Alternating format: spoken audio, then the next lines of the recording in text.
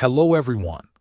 In this video, I will show you how to fix a Tesla Model 3 software update that is stuck at 50% or 100%.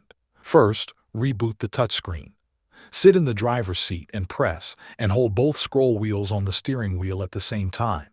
Keep holding them until the screen turns black and you see the Tesla logo appear. Once the logo shows up, you can release the buttons. The system will restart. This soft reboot does not delete any data. If the update is still stuck, check your Wi-Fi connection. Weak home Wi-Fi is one of the most common causes of update problems. On the touchscreen, disconnect from your current Wi-Fi network.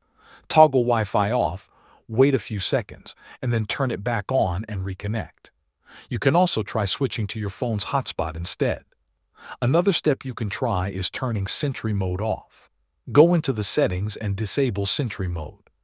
Wait a few minutes, then check the update status again. Sometimes Sentry mode can interfere with the installation process, and turning it off can help unstick the update.